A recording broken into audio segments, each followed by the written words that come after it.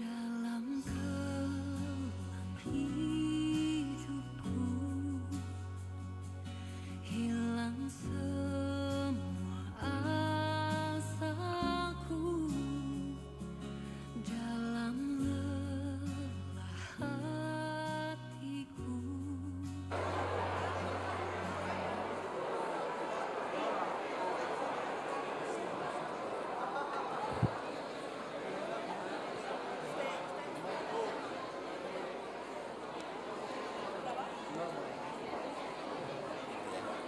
Ya, tes, ya, ya, brother sister semuanya, ya, selamat pagi. Silakan duduk. Ya, ya, ya.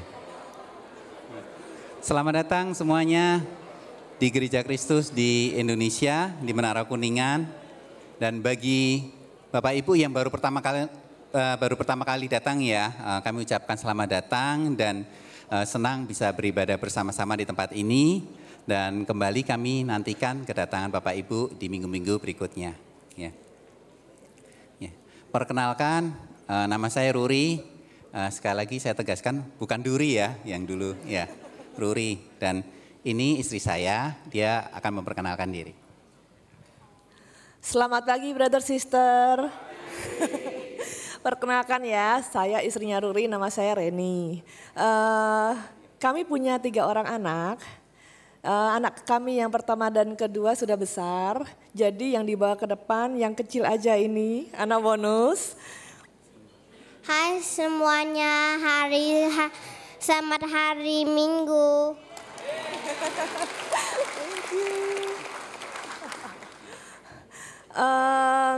Kita nggak mau kalah dengan Brother Rebi dan Sis Cynthia. Kalau 2 minggu yang lalu sepertinya ngomong lagi merayakan pernikahan di hari bulan kasih sayang ya. Kita juga sama. Di bulan Februari ini khususnya di hari Valentine, tapi khusus tahun ini di hari pemilu. Brother sister. Jadi kita merayakan pernikahan kita yang nggak terasa udah 20 tahun. Iya. Dan senang banget sih karena kita kalau bisa menikmati pernikahan kita hari ini dan bahkan punya keluarga rohani, brother sister semua di sini, semua itu anugerah Tuhan. Udah bisa melihat jalan yang dulu sampai sekarang kita tiba di hari ini. Brother sister, sebelum kita mulai, mungkin kita bisa menyapa dulu kanan kiri kita ya. Kita bisa katakan Happy Sunday. Happy Sunday, ya. Happy Sunday, ya, ya.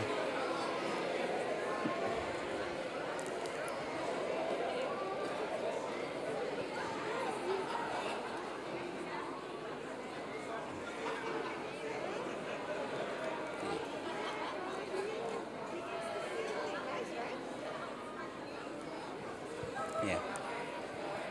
Bila ada yang belum kenal kanan kirinya bisa perkenalan singkat, tapi jangan diinterogasi ya. Ya. Ya. Ya. Bapak Ibu, brother sister, seperti tadi istri saya bilang ya, kita menikah sudah 20 tahun, tapi rasanya itu seperti di pikiran kita, benak kita tuh seperti baru beberapa tahun ya.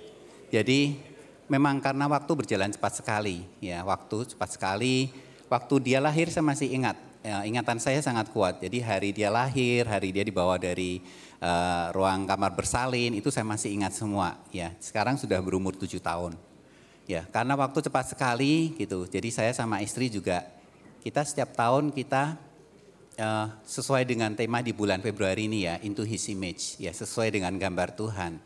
Jadi kita setiap tahun kita juga introspeksi. Apakah kita tahun ini, tahun 2024 ini, kita sudah jadi orang yang lebih baik dan benar dibanding tahun lalu. Gitu. Karakter, kita terus introspeksi ya. Secara karakter, mungkin secara attitude, tingkah laku kami, perkataan, cara kami berpikir, hati kami, memandang orang gitu ya. Memandang jiwa-jiwa gitu, apakah kita sudah sedikit lebih seperti gambar Kristus gitu. Ya. Jadi kami juga nggak mau lesson di bulan Februari ini berjalan sia-sia. Kami terus mau introspeksi diri karena kami juga dipercaya memimpin ya, memimpin di grup. Kami juga mau memastikan kami dengan teman-teman brother sister di grup juga bertumbuh bersama terus. Ya. Jadi sebelum kita mulai, mari brother sister saja kita untuk kita berdoa. Bapa di dalam surga, kami ucap syukur untuk hari Minggu ini Tuhan. Kami boleh beribadah bersama dengan brother sister, orang-orang yang kami kenal, orang-orang yang kami kasih. Tuhan, kami mengucapkan syukur selama seminggu kami melihat pemeliharaanmu atas diri kami itu sungguh luar biasa. Pelindunganmu, penyertaanmu, kasihmu kami rasakan setiap hari dan setiap saat dalam hidup kami. Saat ini apa yang hidup kami semua berkecukupan, kami tahu itu juga karena pemeliharaan dan kasih-Mu. Terima kasih Tuhan. Saat ini adalah saatnya kami mau menyenangkan hati-Mu lewat pujian kami, nyanyian-nyanyian kami dari mulut bibir kami. Kami mau memuji-Mu, menyembah-Mu Tuhan. Kami mau bernyanyi dengan segenap hati jiwa kami karena waktu ini adalah milik-Mu. Terima kasih Tuhan, kami mempersiapkan hati kami dengan kerendahan dan kelemah lembutan. 3 saat nanti kami mendengarkan firman, hati kami menjadi tanah yang subur sehingga benih itu boleh berbuah dan berlipat-lipat dalam kehidupan kami dan nampak bagi orang-orang sekeliling kami. Terima kasih Tuhan Yesus, hanya di dalam nama-Mu yang kudus kami berdoa dan mengucapkan syukur kami. Amin. Ya. Brother sister, song ministry akan memimpin kita dalam pujian. Mari kita memuji Tuhan dengan segenap hati jiwa kita. Amin. Boleh kita sama-sama bangkit berdiri, brother sisters. Kita mau sama-sama mengucapkan syukur kita buat penyertaan Tuhan yang gak pernah berakhir. Mari kita rayakan buat kasih setia Tuhan yang terus ada buat setiap hidup kita. Amin.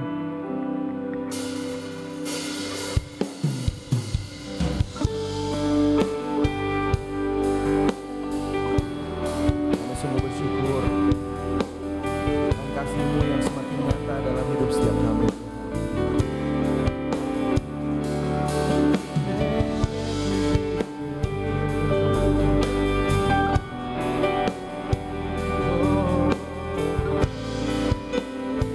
Mari saudara kita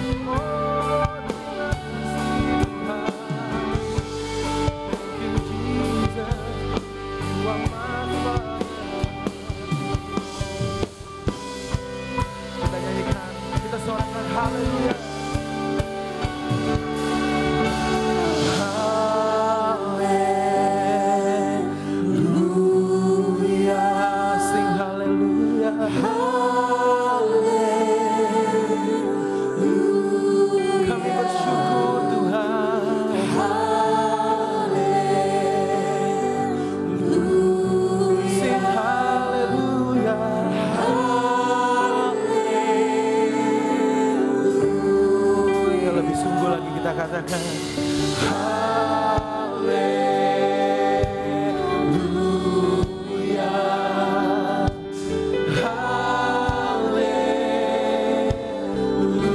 jemaat kita katakan pujiannya sekali lagi, katakan.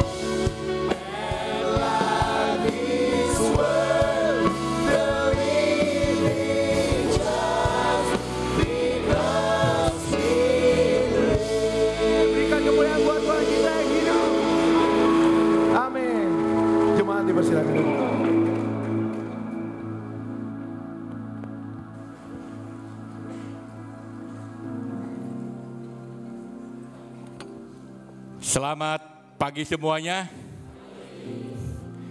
Saya berharap pagi ini kita semua punya satu sukacita untuk Tuhan bersama-sama, amin. Saya ini kita mau mengadakan perjamuan kudus.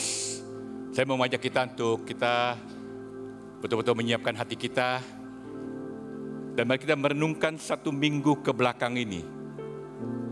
Apa hal yang terbaik yang kita telah persembahkan kepada Tuhan. Sebelumnya ada satu ayat yang saya mau berbagi kepada kita sebagai satu bahan renungan. Di Efesus pasal yang kelima, ayat yang pertama dikatakan demikian. Sebab itu jadilah penurut Allah, seperti anak-anak yang kekasih.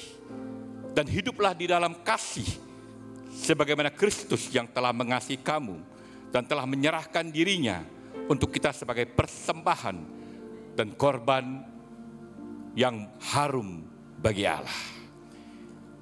Ini satu ayat yang sangat luar biasa bagi saya, karena Paulus mengingatkan kepada jemaat di Efesus bahwa mereka adalah anak-anak Allah seperti kita pagi hari ini. Kita semua adalah anak-anak Allah yang telah terpilih, dan Paulus mengingatkan sebagai anak-anak Allah, mereka harus menjadi penurut Allah.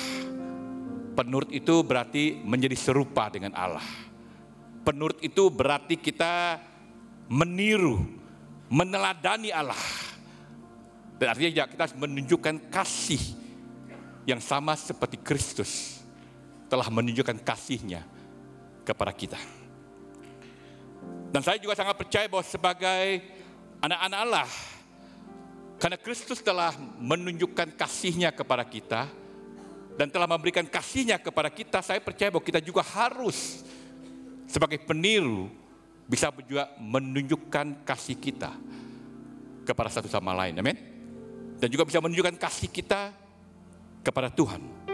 Dan kita bisa memberikan persembahan yang berbau harum seperti apa yang Kristus lakukan. Di mana kita bisa menunjukkan bahwa kita sangat mengasihi Tuhan. Dan kita mau mengasihi orang-orang di sekitar kita. Hari ini, kalau kita bicara tentang peniru Allah, berarti kita meniru kasih-Nya Kristus. Kita meniru kekudusannya Kristus. Kita meniru karakternya Kristus. Kita punya sikap-sikap sama seperti Kristus. Hidup kita selalu mau memuliakan Allah. Hari ini, saudara kita Sister Hana akan share bagaimana kasih Kristus mengubah seluruh hidupnya. Waktu dan tempat dipersilakan.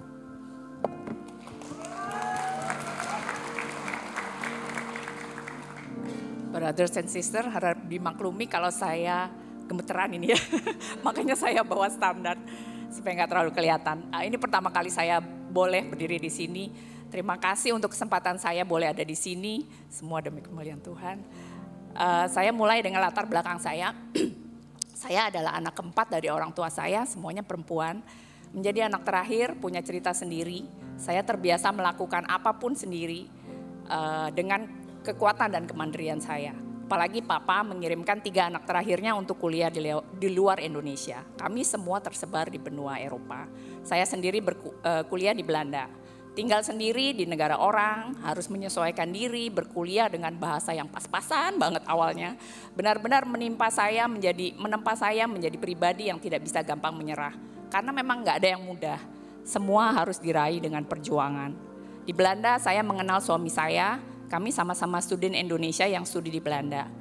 Suami lebih dahulu lulus dan punya karir yang bagus di sana di Belanda. Karena itu awalnya kami memutuskan untuk tinggal di Belanda, menikah di sana juga, punya rumah, saya juga sempat bekerja di sana.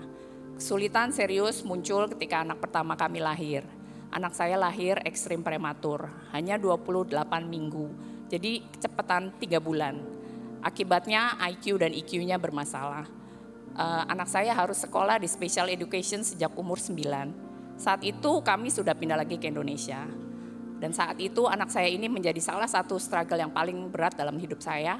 Bukan saja karena kekhawatiran saya akan masa depannya, tapi saya juga mengalami berbagai kesulitan dan tantangan dalam membesarkan anak saya ini. Puji Tuhan ketika saya sedang pada titik frustasi. Saya mulai Bible study. Awalnya sih nggak terlalu ada banyak perbedaan. Saat itu saya bahkan masih menolak ide to put God first, maka dia akan memelihara kamu. Saya merasa enggak, saya tetap harus fokus terutama ke anak. Karena kalau enggak saya siapa lagi? Dan saya melakukan semua dengan kekuatan saya sendiri dengan segala pembenarannya. Tapi lama-lama dengan lebih sering baca firman, dengar firman, doa bersama, dengar sharing dari teman-teman, dengar pendapat orang lain, saya mulai merasa bahwa ada sesuatu yang harus saya rubah, bahwa saya harus berubah. Terus terang awalnya saya, waktu saya udah jadi anggota GKDI, saya mungkin sempat menjadi anggota tercuek dalam grup saya. Tapi semua itu menjadi bagian dari proses saya sebagai murid. Yang tersulit adalah mengandalkan Tuhan, bukan kekuatan saya sendiri. Cerita hidup saya belum selesai sampai di situ. Akhir tahun 2022,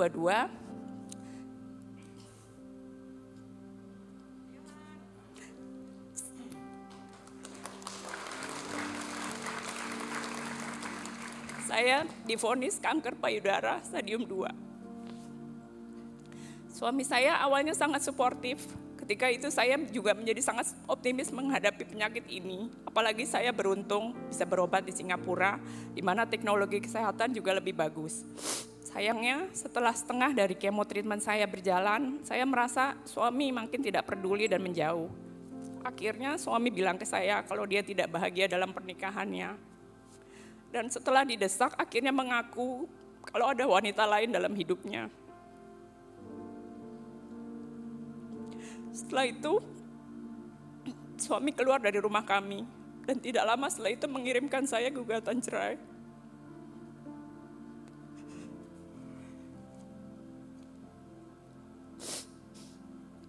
My husband was a caring and loving husband, a good provider and a good dad.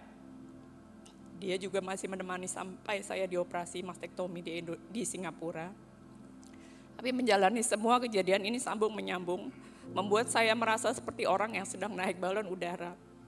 Sedang enak-enaknya going with the ride, menikmati pemandangan. Tiba-tiba lantai dari kabin tempat saya bertumpu ditarik atau hilang begitu saja. Saya hanya sempat berpegang pada sejumlah tali yang masih terikat di balon. Dan tali-tali itu pun satu persatu perlahan terlepas. Tali seorang yang untuk berbagi cerita setiap saat. Enggak ada lagi. Seorang yang selalu membantu saya secara fisik dan mental. My moral support, kestabilan finansial, bahkan hubungan dengan anak pertama saya ketika dia memutuskan untuk tinggal dengan papanya hilang. Tapi hebatnya Tuhan masih kasih saya bisa pegang pada satu tali yang buat saya nggak jatuh dan hancur. Tali itu faith saya, kepercayaan saya kepada Tuhan bahwa Tuhan tetap memelihara saya. Dengan tali satu itu, tali satu aja, saya bisa bertahan. Walaupun beban saya terasa luar biasa berat. Tali itu membuat saya terus bertahan. Bahkan tiap kali menguatkan saya, memberi pertolongan tiap harinya. Tiap kali ada aja orang-orang baru yang ditempatkan di sekitar saya untuk menghibur, menguatkan, menemani, mendoakan. Baik di dalam ataupun di luar kingdom. Karena tali itu saya bisa punya pengharapan. Perlahan-lahan bisa mengampuni dan kembali menemukan diri saya yang sempat hilang, ditelan kesedihan. Perjalanan hidup saya belum selesai. Saya masih tetap belajar, bersyukur dan terus berserah kepada Tuhan. Tapi saya yakin Tuhan punya rencana yang terbaik untuk saya. Sebagai penutup perkenankan saya mengutip sebuah quote dari YouVersion karena relate banget sama saya. God's love reminds us that our brokenness doesn't define us. His unconditional love does. See, behold, and turn your affections toward this great love. Through the Father's lavish love, you are transformed, renewed, and brought into a relationship that eternally defines who you are. God calls you His own, a child of God, not your past hurts or rejections. You are His and you are loved beyond measure. Kalau diterjemahkan secara bebas mungkin seperti ini agak susah, tapi saya coba.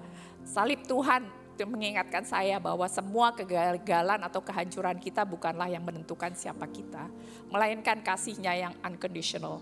Arahkan hatimu ke arah kasih yang luar biasa ini.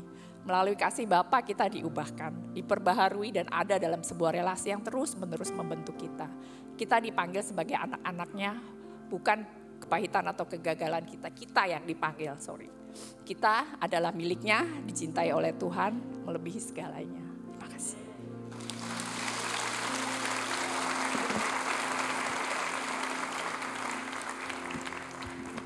Satu kesaksian hidup yang sangat luar biasa. Ini membuktikan bahwa kasih Kristus sanggup mengubah kita. Heran Paulus bilang, jadilah peniru-peniru dalam mengasihi. Amin. Saat ini kita akan menerima sebuah perjamuan kudus yang, kita akan menerima memakan roti dan anggur bersama-sama. Tapi sebelumnya mari kita mengambil roti kita. Dan ada satu ayat yang saya ingin bacakan kepada kita.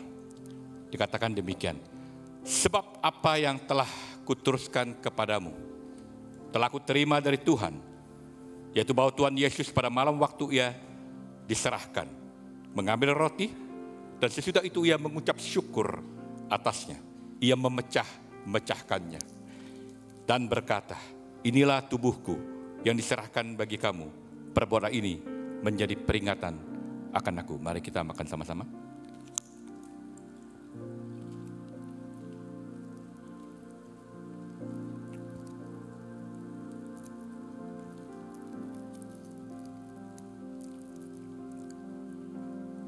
Demikian juga ia mengambil cawan sesudah makan lalu berkata, cawan ini adalah perjanjian baru yang telah dimeteraikan oleh darahku. Perbuatlah ini setiap kali kamu meminumnya menjadi peringatan akan aku. Mari kita minum sama-sama.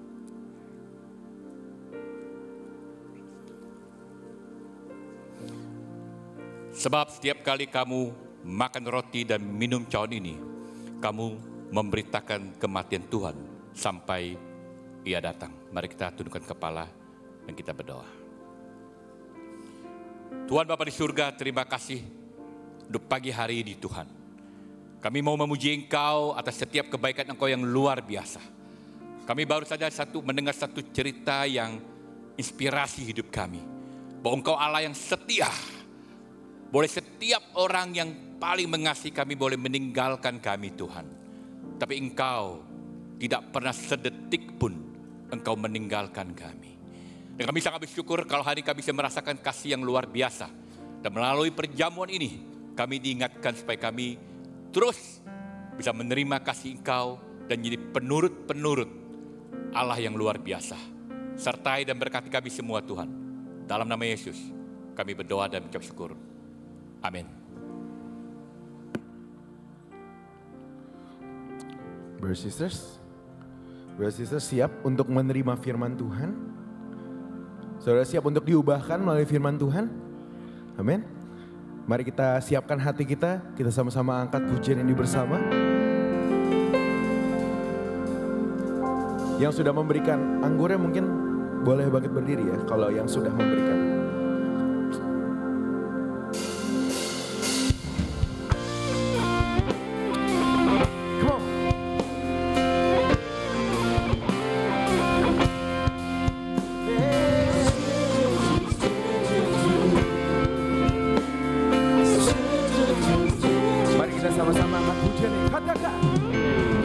Kekuatan dalam hidupku, gunung batu dan perisaiku.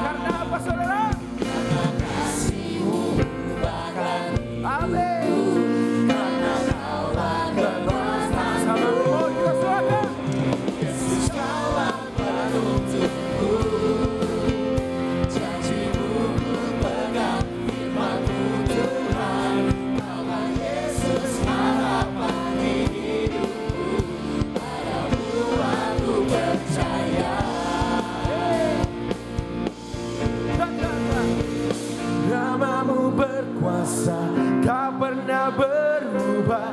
Ku memuji, jiwaku pun bersorak.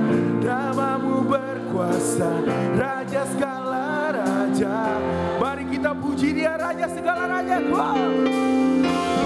Namamu berkuasa, tak pernah berubah. Ku memuji, jiwaku pun bersorak. Namamu berkuasa, Raja segala raja. Ayo tiba kau jangan mau kalah, kita sorakan pujiannya.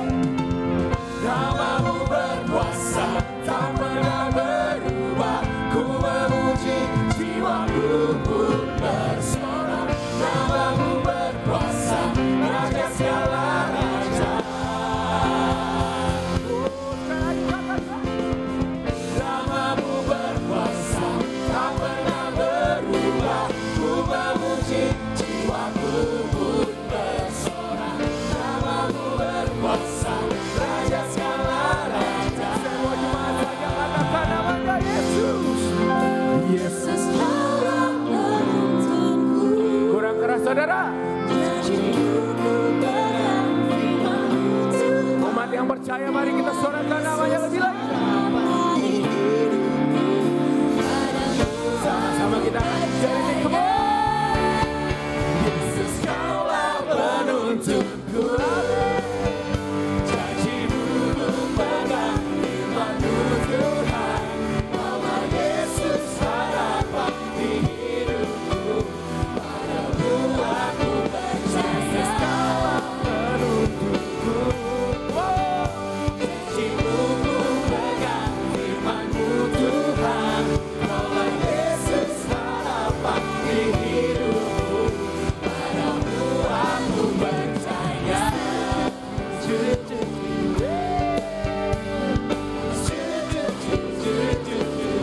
Sama-sama katakan.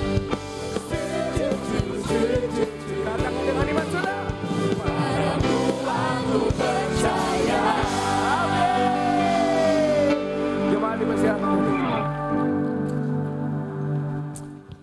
Terima kasih ya. Happy Sunday semuanya. Sangat bersyukur bisa ada di Jakarta. Saya dengan Fania kemarin tiba balik di Jakarta. Hirup udara Jakarta kita senangnya minta ampun. Minta ampun karena betul-betul berbeda. Kalau udah dari kecil hirup udara Indonesia mau polusi atau enggak pokoknya enak aja pokoknya ya. Di Singapura agak kurang polusi. Ya, jadi agak berbeda. Saya orangnya lebih suka yang chaotic, agak kacau gitu ya. Kalau terlalu mulus agak sulit, tapi bersyukur aja saya dengan Fania baik-baik, sehat. Kita juga bersyukur lihat Tuhan juga bekerja di jemaat Singapura. Tolong terus doakan. Kita hampir setiap 2 hari, 3 hari ada saja orang Indonesia yang datang. Jadi kita berasa Singapura, rasa Indonesia. Itu enaknya. Dan bersyukur, thank you untuk semua saudara-saudari yang datang. Memberikan dukungan yang senantiasa ada di sana. Dan terus doakan, kita bersyukur melihat kerja Tuhan. Amin. Bulan ini kita sama-sama belajar bagaimana kita bisa makin seperti gambaran Tuhan. Itu adalah tema kita sepanjang 1 tahun ini. Saya berharap ini bulan kedua, kalau kamu lihat kiri kanan, makin mirip Tuhan mestinya. Betul nggak? Coba lihat kiri kanan, makin mirip Tuhan nggak? Ada yang tersipu-sipu, lihat aja, malu gitu ya. Karena ini kita sepanjang 1 tahun nih, kita mau membangun jemaat, satu sama lain di sini makin mirip Tuhan, amin. Jangan makin mirip hantu, itu udah kebalik, oke. Jadi khususnya kita doakan bulan Februari kita belajar sama-sama dari buku Kejadian. Kita sudah belajar bagaimana di buku Kejadian, dari awal sendiri Tuhan ciptakan kita sesuai dengan gambarannya, jadi nggak ada kebetulan. Jadi kalau kita diciptakan sesuai dengan gambarannya, pasti kita maunya cari Tuhan, mau seperti Tuhan. Itu naturalnya kita. Seperti kalau kita di sini diciptakan untuk hirup udara. Ya kalau kita ditaruh ke dalam air ya megap kita. Karena itu bukan nature kita. Betul ya? Jadi kita harus bisa percaya, jangan mau ditipu iblis bahwa oh kamu itu anak haram. anak kurang ajar. Jangan kita seperti itu. Kita harus tahu kita diciptakan gambaran Tuhan. Nah saya tahu along the way, mungkin ada sesuatu terjadi di dalam hidup kita. Karena kita nggak ada yang sempurna. Sejak jatuh dalam dosa, waduh manusia itu udah arahnya kemana-mana deh. Termasuk buku Kejadian kita lihat, Adam Hawa aja keluarga pertama, anaknya udah bunuhan gitu. Ya, jadi kita udah tahu bahwa ketika manusia jatuh di Kejadian 3, wah kacau balau lah. Tapi kembali Tuhan terus berkarya, nggak pernah habis-habisnya. Tuhan bahkan panggil orang yang nggak kenal dia yang namanya Abram. Dan Tuhan pakai dia untuk bisa menjadi bapa segala bangsa, dan melalui Abram kita bisa melihat karakter dari Tuhan. Walaupun dia dulunya nggak seperti itu. Kita belajar dari Isa, kita belajar dari Yakub. Dan hari ini kita akan selesaikan 14 pasal terakhir. Saya dikasih 14 pasal untuk khotbah 40-45 menit. Jadi hari ini harus cepat sekali. Oke? Enggak, kita hanya ambil apa aja, idenya saja ya. Yang sangat menarik tentang Yusuf, kita tahu bahwa 14 pasal ini artinya seperti seperempat dari buku Kejadian, ini hanya didedikasikan kepada seseorang yang namanya Yusuf. Yang-lainnya nggak ada karakter, baik Abram, baik itu Isa, Yakub, yang diberi begitu banyak tempat untuk dibicarakan. Pertanyaannya mengapa? Apakah karena Yusuf lebih hebat dari Abram? Tidak. Ini bukan untuk membandingkan satu dengan lainnya. Tapi ada sesuatu maksud Tuhan. Mengapa dalam 36 pasal yang pertama itu mengcover ribuan tahun, dan tiba-tiba di dalam 14 pasal hanya untuk Yusuf aja, cover hanya 22 tahun. Ada sesuatu. Dan hari ini judul pelajaran saya adalah But God. Nggak muncul ya? Nggak tahu kenapa nggak muncul. Nah muncul akhirnya. But God. Nah kenapa pilih judul begitu? Ya suka-suka saya. But God, tetapi Tuhan. Karena ini kalau saya lihat berkali-kali ini muncul di dalam hidup Yusuf. Apa yang terjadi sama dia ya? Ini banyak dari kita yang nggak ngalamin. Tetapi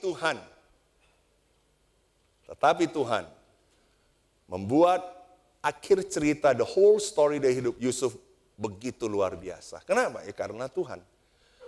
Saya katakan ini karena sering sekali kita di sini kehilangan impian yang Tuhan berikan kepada kita. Yusuf punya impian, tapi dia nggak pernah kompromi dengan impian dia. Nggak pernah dia apapun terjadi dalam hidup dia akhirnya membuat dia jadi hilang impian itu. Saya lihat ruangan ini. Saya nggak tahu berapa persen dalam ruangan ini yang masih punya God-sized dream. Kenapa orang bisa kehilangan impian yang Tuhan berikan kepada mereka dalam hidup mereka? Karena ada banyak hal terjadi dalam hidup, tantangan.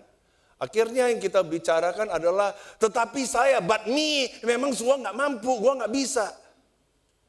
Tetapi but my circumstances, tapi keadaan saya nggak memungkinkan. But my past, tetapi masa lalu saya membuat saya seperti hari ini. Skema saya banyak, makanya gue hari ini begini. But my parents, keluarga saya, orang tua saya seperti ini. But my job, but, tetapi bukan but God, tapi but yang lainnya. Saya menemukan diri saya sendiri. Ada saat ketika saya mulai menghadapi tantangan dalam hidup saya masih ingat, saya mulai bicara, tapi situasinya begini. Dan ini sangat membantu, karena Tuhan membukakan mata hati saya untuk mempelajari buku Kejadian. Nah waktu saya lihat buku Kejadian, ada hal yang sangat menarik, makanya saya cari judul hari ini. Karena waktu itu yang Tuhan membawa saya melihat, tetapi Tuhan, bukan tetapi karena keadaan ini. Tetapi Harlem, bukan. Tetapi Tuhan. Saya berharap pada akhir ini, hari ini, setiap kita di sini bisa menuliskan kembali apa God-sized dream yang Tuhan punya untuk setiap kita di sini. Saya lihat anak kecil, kalau kita tanya, impian kamu apa? Mau jadi pilot. Minggu depan mau jadi apa? Mau jadi dokter. Minggu depan mau jadi apa? Mau jadi penyanyi. Seperti Coldplay.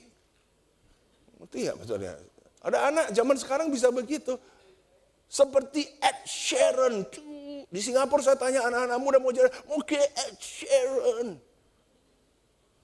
Tapi mereka berani bicara impiannya. Tapi kalau kita mulai bicara sama orang yang sudah mulai berusia, seperti sebagian dari kita di sini, masih muda, masih keren. Cenderungnya apa impiannya? Ya bisa lewat sehari aja udah syukur. Gitu impiannya. Sedih ya. Sedangkan saya percaya bahwa kita seberapapun usia kita, we still need to have God-sized dream. Dan kita hanya bisa punya God-sized dream kalau kita ngerti namanya but God. Tapi kalau kita kehilangan perspektif itu, kita sangat gampang akhirnya jadi membiarkan lingkungan apapun yang terjadi yang mendefinisikan kita. Yang sangat menarik sekali tentang Yusuf. Yusuf ini menggambarkan Yesus secara sempurna. Jadi bisa bayangkan ya, Yesus kan baru kemudian di perjanjian baru dituliskan itu ya. Jadi kamu bisa bayangkan bahwa kehidupan Yusuf kan orang nggak tahu. Tapi hari ini kita punya satu benefit, keuntungan, di mana kalau kita lihat hidup Yusuf, kita bisa bilang, gila, ini Yesus banget ini. Ini Yesus banget ini. Ini Yesus banget ini. Ini Yesus banget ini. Hari ini kita bisa lihat seperti itu. Dan ini luar biasanya Tuhan Roh Kudus. Bagaimana dia bisa memakai Musa, menuliskan buku Kejadian, bahkan ketika Yesus sendiri belum ada. Makanya saya percaya ini digerakkan Roh Kudus. Ini bukan buku yang dikarang orang sembarangan. Bahwa Tuhan menggerakkan, membuat manusia mengerti. Kalau lu belajar hidup Yusuf, you can see Jesus all the way. Nah ini membawa kita jadi bisa lihat, berarti kehidupan Yusuf dengan Yesus 11-12 dong. Iya. Makanya kalau kita mau belajar untuk bisa seperti Kristus, gambaran Kristus, maka sangat bagus kita bisa belajar sama-sama dari hidup Yusuf. Saya go through ini masih banyak kamu bisa katakan, tapi ada 8 hal yang saya bisa lihat. Saya akan cepat saja supaya kita bisa lihat. Contoh dimulai dari Kejadian 37. Dia dikasihi bapak dia, anak favorit ini. Sama Yesus juga dikasihi bapaknya. Sangat banget dikasihi. Tapi bukannya dikasihi bapaknya, dia dibenci saudaranya juga. Begitu juga Yesus dibenci saudaranya, nggak suka.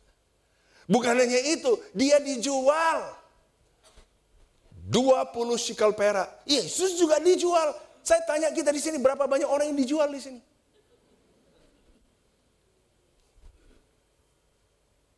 Yesus banget ini.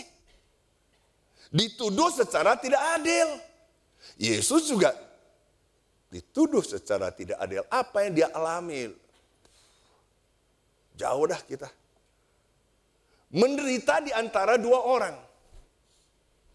Kita tahu di Kejadian 40, dia dimasukkan di penjara karena istri Potifar. Masuk di sana, ada juru minum, ada juga juru roti. 2 orang. Satunya akhirnya dibebaskan. Mengenai satunya digantung. Yesus juga ada 2 orang. Satu orangnya selamat, satunya lagi tidak. Bapaknya udah kira dia mati. Tiba-tiba kok hidup. Sama juga dengan Yesus. Mati, tapi kok bangkit. Diberikan kuasa atas segalanya. Ini bukan hanya hal kecil, ini segalanya. Yesus juga miliki itu. Orang-orang menyembah dia. Berapa banyak sih dari kita di sini disembah? Ini serius, bro. Kamu bukan Firaun, tapi kamu disembah. Yesus juga Bahkan kita tahu barang siapapun yang hidup hari ini, baik mau mengaku Yesus Tuhan, Juru Selamat atau tidak, pada akhirnya, satu hari semuanya akan menyembah. Jadi kita bisa lihat kemiripan itu. Dan saya sangat semangat dengan Yusuf. Dia punya impian yang Tuhan berikan begitu luar biasa. Ini bukan kebetulan Tuhan berikan impian itu. Tapi apapun terjadi dalam hidup dia, dia tidak pernah diskaunkan atau turunin impian itu. Terlepas dari apapun yang terjadi. Saya berharap kita semua di sini hari ini, kamu harus mengerti panggilan Tuhan untuk kamu. Kamu tahu bahwa kamu nggak kebetulan. Kamu harus bisa tahu bahwa God has a purpose in your life. God has a calling in your life. Dan kita nggak bisa hidup kita hari ini cuman ikut arus, cuman datang ke gereja, ngaku diri Kristen, tapi nggak jelas what is God's dream for you, what is God's size dream for you. Ambil waktu, jangan sia-siakan hari ini. Kalau memang Tuhan hari ini bekerja, menegur hati kamu di sini, tuliskan itu. Setiap tahun saya ambil waktu untuk tuliskan what is God's dream for me. Supaya jangan lari dari jalur itu. Apapun kita hadapi, tetap kita harus bisa lihat God's dream. Nah, untuk kita bisa mengerti, membahas ini, saya mau bisa menjelaskan kepada kita yang namanya the providence of God. Providence of God itu di mana Tuhan berkarya, Tuhan bekerja secara aktif dan Tuhan itu nggak mati, dia itu hidup. Cara menjelaskan ini, karena kita di sini bukan teolog, saya mau coba jelaskan seringan mungkin supaya kita ngerti. Karena kalau kita dengar providence, doktrin providence apa? Saya mau kita bisa simpel begini. Bayangkan tangan Tuhan bekerja, tapi ada tangan Tuhan yang visible, yang kelihatan, kayak gini kelihatan. Itu yang namanya mujizat atau miracle. Ketika Tuhan lagi bekerja dan kelihatan, itu kita sebut mujizat. Dan manusia, karena kita di sini suka lihat apa yang kelihatan, kita cuma excited kebanyakan akan mujizat. Karena itu visible. Seseorang sakit, tiba-tiba sembuh. Seseorang begini, tiba-tiba berubah. Kita tahu ini orang kurang aja, tiba-tiba, oh kita bilang mujizat. Karena kelihatan. Nah, tangan Tuhan yang gak kelihatan, bukan berarti Tuhan tidak bekerja. Itulah yang disebut the providence of God. Di mana is invisible, gak kelihatan. Tapi bukan berarti Tuhan nggak kerja. Tuhan bekerja dan sedang bekerja dan akan bekerja dan akan terus-menerus bekerja. Cuma bedanya kamu nggak lihat. That is what is called the providence of God. Nah, saya mau ambil ekstrim, pandangan ekstrim dulu yang harus kita buang.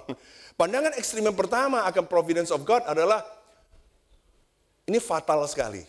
Dan saya sedih kalau saya lihat orang ambil pandangan ini. Di mana dikatakan, oh ya saya percaya Tuhan berkarya, saya percaya Tuhan bekerja. Ya, dan dia betul-betul anggap Tuhan yang bekerja. Dan dia ini kayak orang gak punya pilihan bebas. Gak punya free will. Saya ketemu dengan orang, saya lihat keluarganya udah berantakan. Saya bilang, ini kamu harus bisa kamu perlu berdoa, kamu perlu lakukan sesuatu untuk keluarga kamu. Dia bilang, nah. Saya bilang, kenapa? Saya percaya Tuhan. Saya bilang, terus, ya mungkin saya bukan orang yang dipanggil. Dari mana kamu tahu? Saya percaya the providence of God. Saya percaya kedaulatan Tuhan, the sovereignty of God. Dan saya percaya Tuhan bekerja. Kalau Tuhan mau bekerja, Tuhan bekerja. Kalau enggak, ya enggak. Seberapa saya berusaha, ya enggak ada gunanya. Ini fatal sekali kalau kamu ambil ekstrim pandangan ini. Ada satu pandangan lagi, ini adalah pasif. Yaitu Tuhan ciptakan dunia ini, dia percaya Tuhan ada. Tapi habis Tuhan ciptakan, terus Tuhan tidur. Sampai nanti hari penghakiman Yesus muncul lagi Tuhan. Dan selama di dalam proses itu ya pasif. Dan itu sangat tergantung kepada gua percaya Tuhan bekerja. Karena itu ya tapi Tuhan lagi istirahat. Jadi gua yang harus berusaha. Ini bahaya ekstrim ini. Providence yang akan kita belajar sama-sama yang kita lihat di dalam Alkitab. Providence yang dimaksudkan adalah betul Tuhan bekerja. Walaupun tangannya nggak kelihatan, tapi dia bekerja, dia tidak absen, dia aktif, dia proaktif, dia sudah punya rancangan sebelum bahkan dunia semua yang tercipta, dia sudah punya rancangan, dia bahkan sudah tahu kamu akan ada, dan dia terus bekerja melalui itu. Tapi sekarang dengan kita, dia mau partneran. Dan dia tetap berikan kita free will, kehendak bebas. Tapi dia sudah kasih rancangan dia. Dia sudah tahu untuk Harlem ini panggilannya. Ini adalah karunia talenta saya berikan ini. Nah, Harlemnya punya free will. Error ke sana.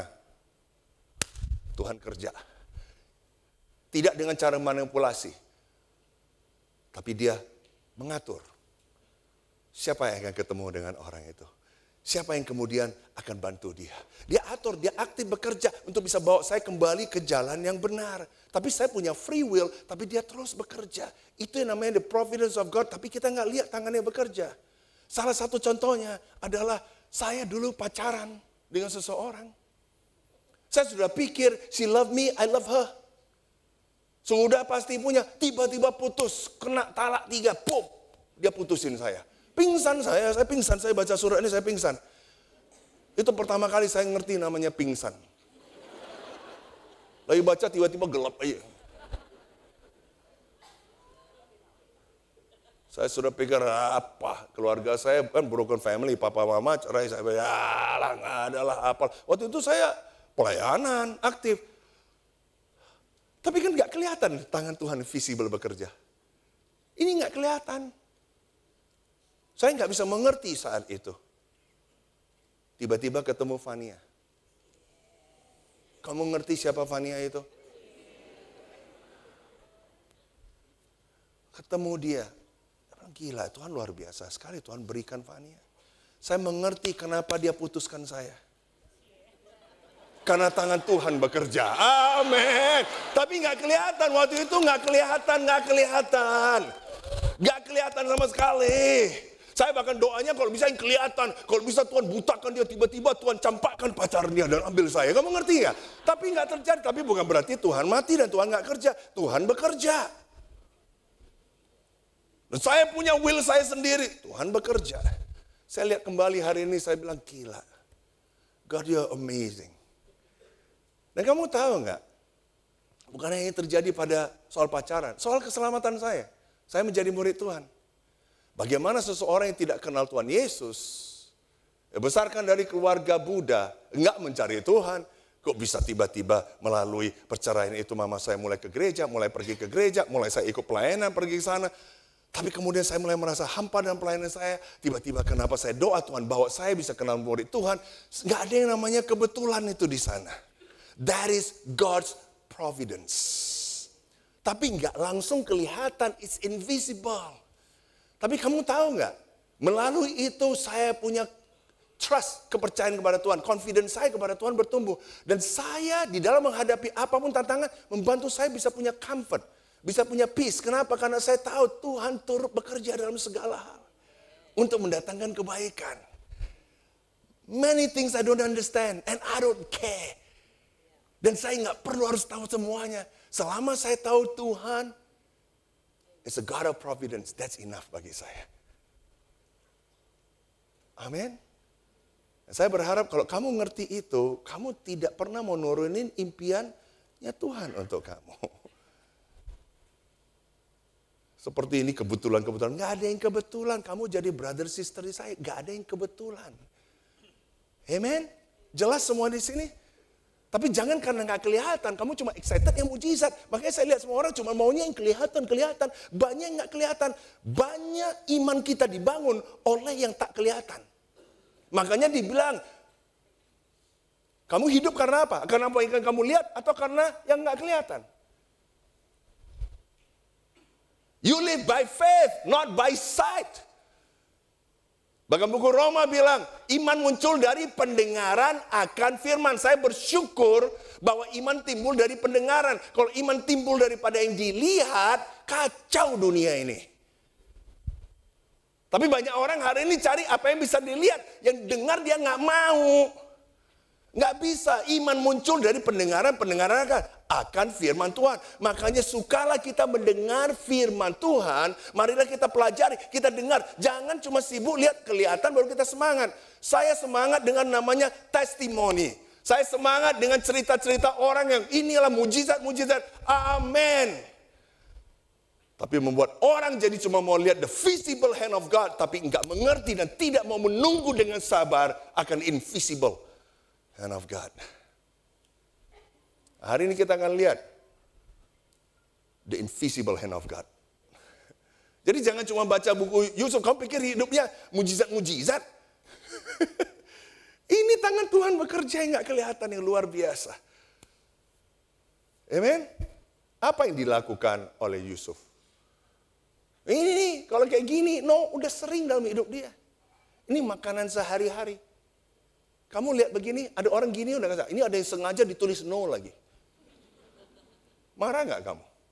Tapi ini terjadi pada Yusuf. Jadi ada 2 ujian yang kita akan belajar dari buku Kejadian di sini, di mana Yusuf mengalami namanya ujian penolakan, the test of rejection.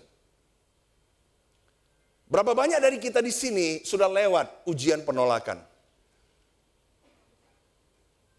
Saya lihat ada orang yang punya impian tinggi untuk Tuhan, mau bisa dipakai Tuhan memuridkan orang, memberi impact sama orang. Ditolak sekali sama temennya, ditolak lagi, dia coba ngundang lagi, coba berusaha ditolak, tolak 10 kali dia bilang, kayaknya bukan nasib gua untuk jadi murid. Kenapa? Ditolak 10 kali. 10 kali tolak, udah gak lewat ujian penolakan, udah itu langsung impiannya dari penginjil sudah jadi turun, jadi pengedar. Baru ditolak. Ada yang ditolak sama keluarga, dia jadi murid Tuhan semangat, pulang ke rumah, wah kurang bijak ya, terlalu semangat kan. Zeal without knowledge, wah mama itu tidak benar, tidak semangat. Ditolak keluarga. Baru tolak seminggu 2 minggu, mulai lemah dia. Mulai ambil gitar, apakah memang aku harus jadi murid Tuhan? Ujian kedua adalah ujian pencobaan. It's a test of trials. It's a test of temptation. Lewat enggak? Nah saya lihat ya, saya ketemu kebanyakan orang ini, 2 tes ini kita nggak punya waktu untuk bicara tes yang lain ya. Ini 2 tes ini udah gagal. Impiannya. Bahkan dalam ruangan ini saya lihat ada murid Tuhan yang punya impian luar biasa. Hari ini ketemu. Masa orang dunia lebih punya impian dari kita? Tapi Yusuf tidak pernah drop seinci pun daripada impian yang Tuhan berikan kepada dia. Nah, tolong mengerti ya, bahwa impian ini dari Tuhan. Nah, cara bagaimana Yusuf sampaikan kepada keluarganya, saudaranya, itu tidak benar. Jangan belajar Yusuf, gua belajar kok gitu, mulai besok datang aku, Tuhan punya impian buat aku. Kamu semua menyembah aku. Jangan begitu, oke? Karena terlepas dari kita lihat gambaran Yesus sangat nyata dalam hidup Yusuf, Yusuf juga punya kelemahan. Kalau kamu baca di buku Kejadian 37 ayat 3, bahkan dia suka jelekkan saudara-saudaranya. Dia datang bicara sama Bapak tahu nggak? Jahat itu. Bapak tahu nggak? Jahat itu. Ya gimana saudaranya nggak benci dia? Jangan kamu pulang ikut, gua mau ikut Yusuf. Bilang itu ya. Saudara gua kurang bagus itu. Jangan, itu kurang bagusnya dia. Oke? Jadi dia ada kelemahan. Tapi selain itu dia juga dia kurang sensitif. Dia punya impian dari Tuhan. Habis itu dia datang, duduk semuanya. Udah tahu dia anak favorit. Kamu tahu nggak background dia kenapa dia anak favorit? Kenapa? Tahu nggak? Taunya dari mana? Kenapa? Karena backgroundnya udah ada dysfunctionality-nya. Bagaimana Isa dengan anaknya sendiri?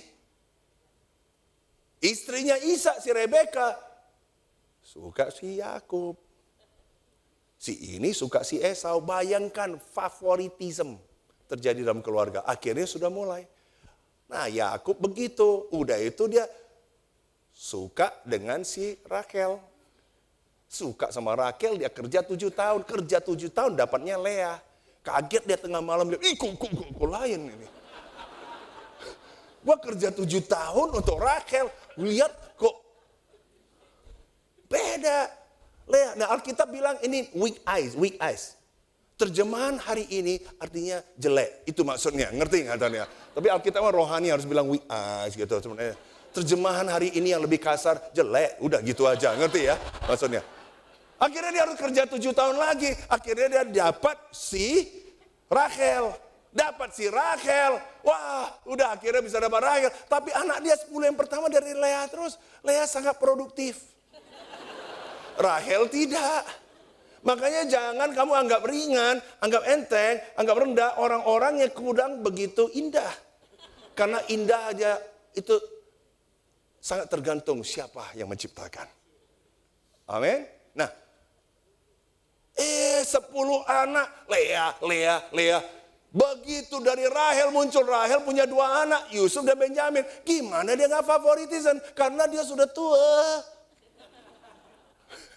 Kembali dysfunctionality-nya terjadi. Dan dia sendiri dari orang tuanya yang favoritism, dia pun favoritism. Kenapa? Karena yang lain gak dikasih jubah. Jubah dia lain, special design. Zaman dulu kalau orang bisa punya jubah sampai ke ujung itu hebat sekali. Jubah dia di sini tangannya sampai ujung, ininya pun sampai ke ujung sininya, tumitnya. Itu jarang sekali. Bukan hanya itu, ada warna. Kamu tahu zaman dulu untuk bikin jubah berwarna itu mahal dan tidak mungkin. Ini kan bukannya orang yang ini dan anak yang lain kenapa nggak dikasih? Dan problemnya Yusuf dia pakai tiap hari di rumah.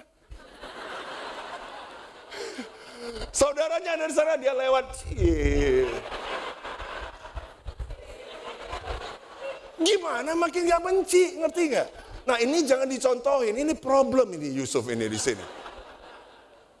Oke, bukan hanya itu lagi, dia ceritakan impiannya. Dia bilang impiannya ada tuayan, ada tuayan, udah tuan dikumpulkan. Tahu gak, ini semuanya tunduk pada dia. Udahlah, udah cukup cerita itu.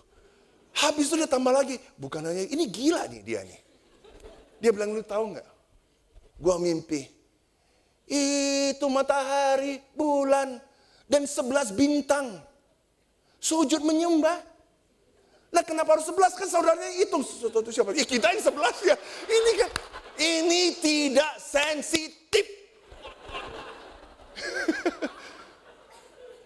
Nah jadi ada hal yang get into trouble karena his own problem. Terlepas dari itu, impian dia tetap God-sized dream. Ngerti gak maksudnya? Jadi kadang-kadang Tuhan kasih kita impian yang tinggi, tapi karena kita sendiri kurang bijak, seperti saya dulu, baru jadi murid, datang langsung ke orang tua, kamu tahu gak, saya bukain ayat, ini zeal without knowledge, goblok artinya. Ngerti gak maksudnya? Gimana orang tua bisa tertarik? Saya bilang, ini jangan, ini dosa, gak benar. Saya lihat balik, saya malu, ngerti gak? So, mari kita belajar apa hal praktikal yang dilakukan sehingga kok bisa Yusuf itu kok bisa tetap punya God-sized dream. Dan saya bilang kuncinya adalah dia pegang yang namanya but God. Tetapi Tuhan. Yang pertama, di Kejadian 39 ayat 1, ini ayat simple practical aja. Lihat ini ayat di sini. Dia udah dibawa karena dia dijual oleh saudaranya ke kaum Ismail atau Midian. Udah itu dari sana ada seseorang, orang posisi tinggi di Mesir. Dibawa dari Firaun yang namanya Potifar. Dia belilah itu sebagai budak. Lihat ceritanya. Tetapi Tuhan, nah ini saya suka, but God.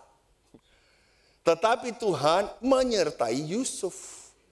Sehingga ia menjadi seorang yang selalu berhasil dalam pekerjaannya. Ini satu hal yang luar biasa tentang Yusuf, terlepas dari kurang bijaknya dia. Dia adalah orang yang tetap remain faithful.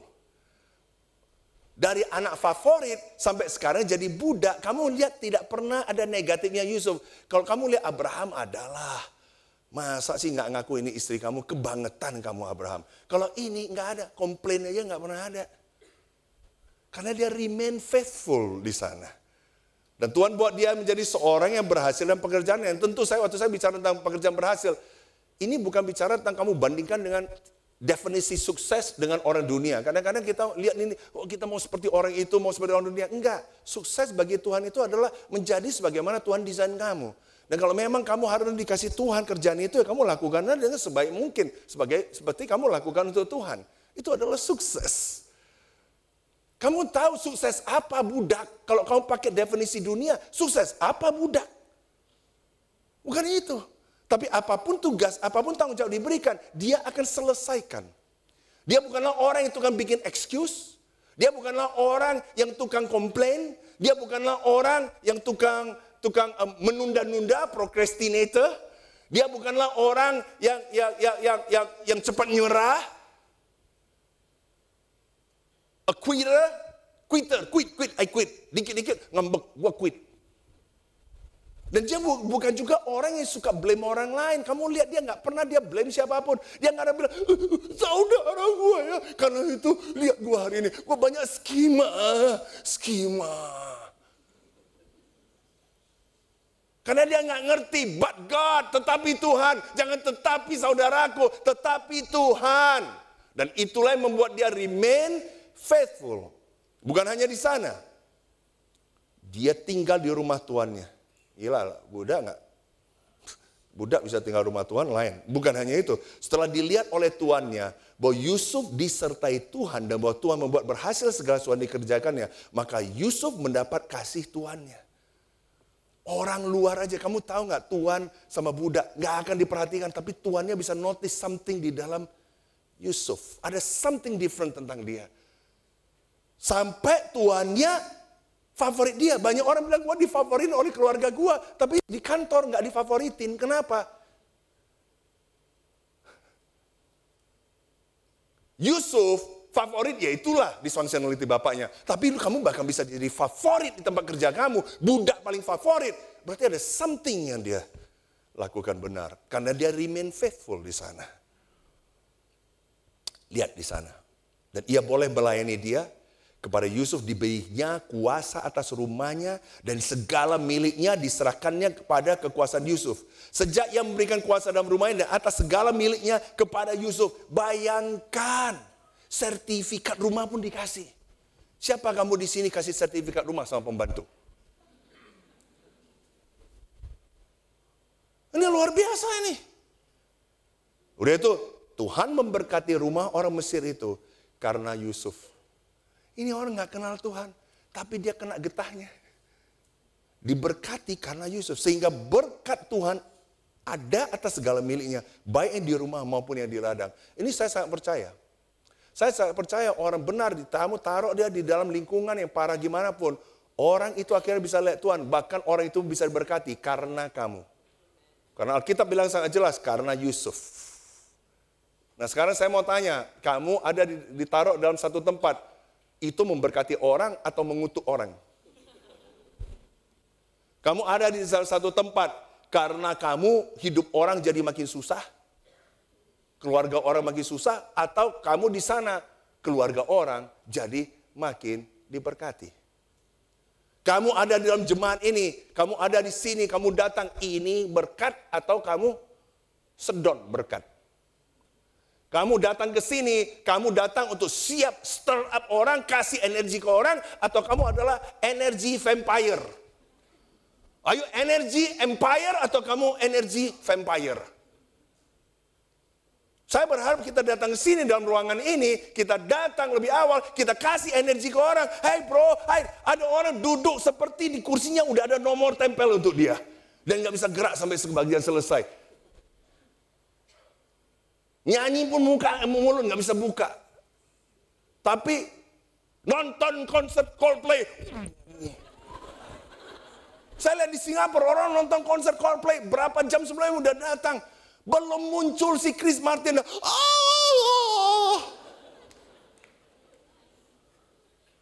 Gila. Energinya berarti ada. Tapi saya mau tanya, energi kita kan banyak sekali. Terutama fans Manchester United. Energi kamu banyak, kamu di sini kamu gimana? Ada kasih nggak? Walaupun Manchester United kalah, tidak ada urusannya. Tetap kita harus semangat. Dan bahkan kita dukung Liverpool untuk juara, ngerti nggak? Kita dukung Arsenal untuk juara, ngerti nggak maksudnya di sini? Itu poin sampingan untuk pendukung bola. Jadi saya belajar hidup Yusuf, dia remain faithful karena dia percaya who is in him is greater than what is around him. Dia sangat percaya siapa yang ada bersama gua, yang hidup di dalam saya, Tuhan yang bersama saya, itu lebih besar daripada keadaan saya, situasi sekeliling saya. Lihat perspektif ini dengan benar. Kalau kamu remain faithful sama Tuhan, kamu adalah orang yang punya perspektif yang jelas setiap kali. Bahwa masalahnya ada. Dan jangan kamu bilang gak ada masalah. Masalah ada, tapi masalah itu jadi kecil karena kamu lihat who is in you. The Holy Spirit yang tinggal dalam kamu is much greater daripada what is around you. Ini sangat penting sekali. That's why Yusuf bisa tetap kuat. Tidak komplain dan tidak pernah drop impian dia. Karena dia tahu, but God. Dia nggak bilang, but my situation. But my surrounding. Dia bilang, but God. Tuhan ada sama dia. Hal yang kedua adalah, dia realize the cost. Dia tahu harga yang harus dibayar kalau dia melakukan A, B atau C. Dia adalah orang yang betul-betul hitung harga dengan benar. Bukan artinya dia orang kikir. Bukan. Dia adalah orang yang tahu persis dalam hidupnya apa yang namanya bersyukur sama Tuhan. Ini adalah orang yang count his blessing every day. Dia tahu persis bahwa apa yang dia miliki walaupun dia budak, tapi apa yang dia miliki itu gila, itu dari Tuhan banget. Saya bacakan di sini. Segala miliknya diserahkannya kepada kekuasaan Yusuf. Dan dengan bantuan Yusuf, ia tidak usah lagi mengatur apa-apapun selain dari makanannya sendiri. Gila nggak Potifar? Gak usah pusing yang lain. Cuman makanan disediakan depannya. Cuman itu aja urusan dia. Saking percayanya. Adapun Yusuf itu manis sikapnya. Dan elok parasnya. Kamu lihat ini, kamu mau kayak dia atau apa? Karena ini ada harga yang harus dibayar. Kalau orang sudah elok parasnya, manis lagi sikapnya. Siapa di sini yang elok rupa dan manis sikapnya? Siapa di sini? Siapa? Ada banyak kok yang ganteng-ganteng di sini kok tiba-tiba jadi diam. Orang kita di depan cermin kita ini suka kita senyum sendiri. Saya lihat orang ya sekarang kan zaman orang selfie ya, lihat orang kalau selfie suka ini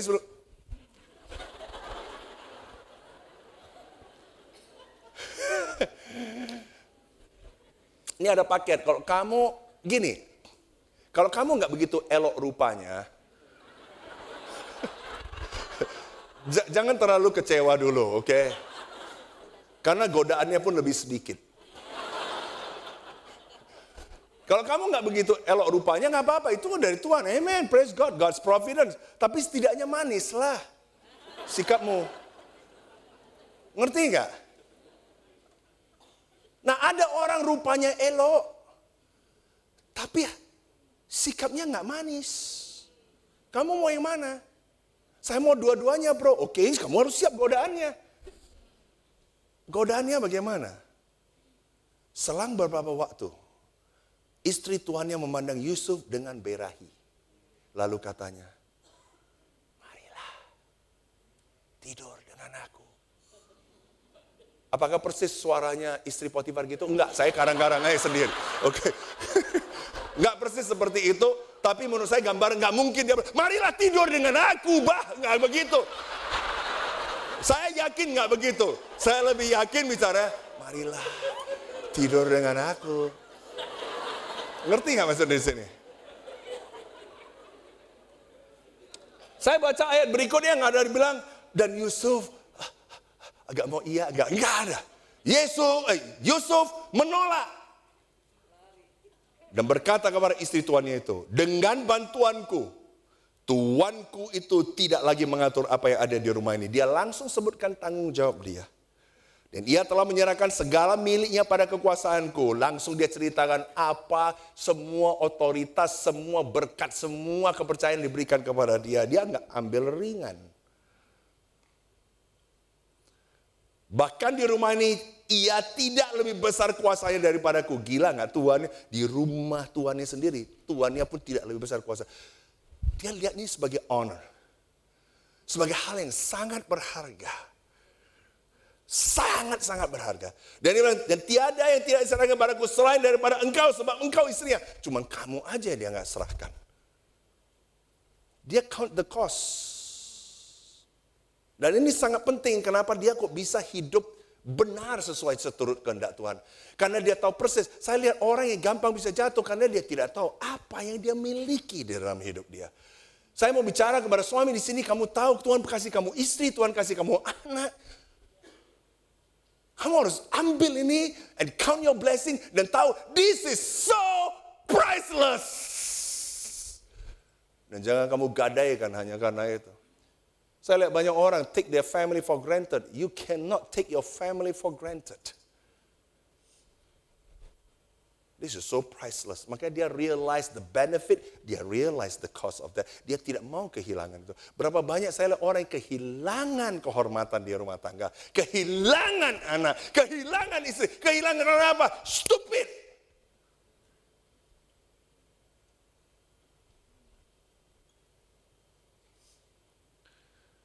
Bagaimana mungkin aku melakukan kejahatan yang besar ini dan berbuat dosa terhadap Allah? Dia nggak mau kehilangan Tuhan. Bukan hanya soal tanggung jawab, benefit dia dapat. Dia nggak mau kehilangan Tuhannya. Tapi gila ini istri Potifar. Kalau kamu mau belajar ketekunan, ini. Asal jangan salah insight, oke? Walaupun dari hari ke hari, perempuan itu memujuk Yusuf. Yusuf tidak mendengarkan bujukannya untuk tidur di sisi yang bersetubuh dengan dia. Saya mau bicara ini sangat penting. Kamu harus tolak, bahkan kamu harus decide sebelum bahkan kesempatan itu ada. Kamu tahu adakah Yusuf punya desire itu? Keinginan itu dari Tuhan. Tuhan kasih bahwa seorang cowok bisa tertarik kepada wanita. Seksual itu dari Tuhan. Tuhan itu desire. Tetapi opportunity jangan kamu sambar. Ada orang bilang sama saya, tapi gue gak jatuh kayak dia karena lu belum punya opportunity aja. Begitu punya opportunity jatuh juga. Ada orang bilang sama saya, gila ya brother itu gak rohani ya. Ini lihat gue dong tiap hari. Tuhan, hanya Tuhan dan gue. Baru dipromosi, baru naik 5 juta. Udah lupa Tuhan. Desire boleh, lu mau lebih berhasil. Tapi opportunity datang, bagaimana kita bersikap. Apakah tetap kita realize the cost? Luar biasa. Dia tidak mendengarkan bujukan itu. Bukan hanya itu. Yang ketiga, dia resist the urge. Desire ada, opportunity ada, tapi dia terus tolak itu. Dia bukan hanya hitung harga, dia tolak itu. Lihat di sini ayat 11. Pada suatu hari masuklah Yusuf ke dalam rumah untuk melakukan pekerjaannya. Sedang dari seisi rumah itu, seorang pun tidak ada di rumah. Ini opportunity the best. The best opportunity is right there. Cuman dia dan Tuhan. Itu pun dia gak mau ambil opportunity. Lihat, lalu perempuan itu memegang baju Yusuf. Sekarang bukan yang bilang, mari tidur dengan aku. Sekarang pegang baju, mulai makin agresif. Sambil berkata, marilah tidur dengan aku. Kamu tahu, saya gak lihat ayat berikutnya. Terus Yusuf, nggak ada begitu.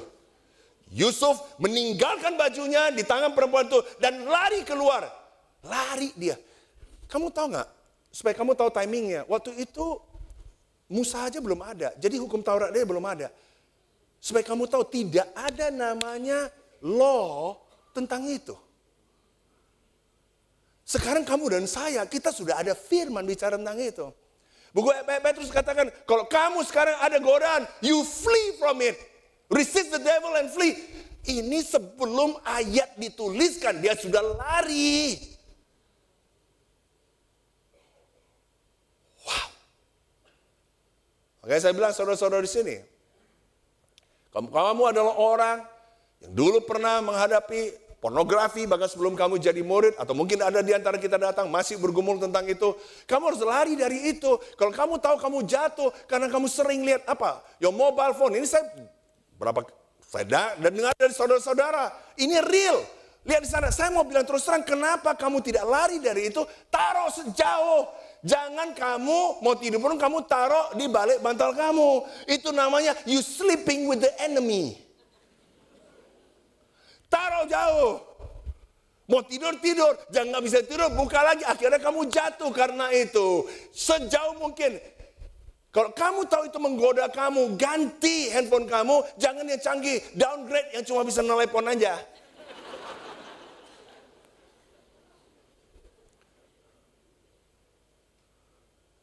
Saya udah cerita sama kalian, saya bersyukur saya dikasih Fania yang betul-betul saya mau kemana pun, saya tahu karena dia capek, dia ikut saya pergi kemana, karena saya butuh dia. Saya butuh dia dari sana. Kadang-kadang, sangat jarang sekali kalau saya pergi travel, itu saya sendiri. Saya sudah putuskan, kalau ada wanita lain duduk di samping saya langsung akan keluarkan gambar keluarga saya. No, emangnya GR lo, emangnya dia suka lu ya? Belum tentu juga, saya nggak tahu. Tampang saya nggak gitu elok. Tapi setidaknya sikap saya harus bisa manis, ngerti nggak maksudnya? Saya harus bisa lari lebih dulu. Lebih bagus saya taruh jauh-jauh dulu, saya kasih tahu, nah, lihat ini. Ini keluarga saya. Banyak cewek saya ngomong gini ya, ini keluarga saya. Udah mulai nggak tertarik dia. Bagus. Apa yang kamu sudah lakukan? Apa yang kamu sudah decide? Jangan pertanyaan kita, ini pertanyaan yang salah. How close can I get to the line? Seberapa boleh? Tapi kan kita nggak ada apa-apa. Ini sering saya dengar, tapi kita nggak ada apa-apa kok. Memang nggak ada apa-apa. Kalau kamu ada apa-apa, kamu nggak berani ketemu kita udah. Memang kamu belum ada apa-apa. Tapi jangan karena itu kamu bilang, I can be so close to the line. Nggak ada apa-apa, kita cuma teman kok. Berapa banyak kita konseling saya dengan Fania, mulai dari teman. Lama-lama berbunga-bunga. Lama-lama udah affair. How close can I get to the line? That is the wrong question. The right question yang kamu harus tanya adalah, how far away can I get away from the line? Seberapa jauh saya bisa get away dari line itu? Alkitab sudah bilang, jangan pikir kamu itu kuat. Kamu pikir kamu kuat, kamu akan jatuh. Alkitab sudah bicara tentang itu.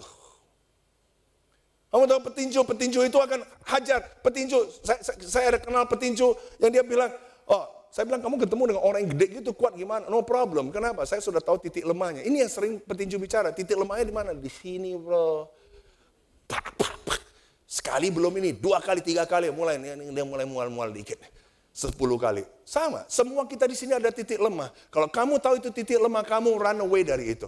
Kalau kamu tahu itu pornografi, kalau kamu tahu itu adalah ada minuman keras.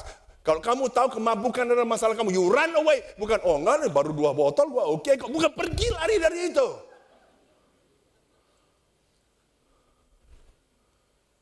Kalau kamu tahu uang adalah masalah bagi kamu, lari dari itu. Jangan kamu main-main di area itu. Kalau kamu tahu ada kelompok yang kamu tahu bisa berbahaya bagi kamu, lari dari itu. Kirim brother lain, reach out ke dia. Kirim orang lain, bilang, aku nggak tahan sama dia, bentar gue jadi tukang gosip lagi. Lari dari itu, kirim orang yang tidak suka gosip. Reach out, kita tetap harus mengasihi orang. Iblis tahu mana titik lemah kamu, dan dia akan hajar terus di sana. Amen? Yang terakhir, bukan hanya dia remain faithful. Dia juga hitung harga. He realized the cost. Dan dia resist the urge. Ada temptation itu dia bahkan, saya sudah putuskan.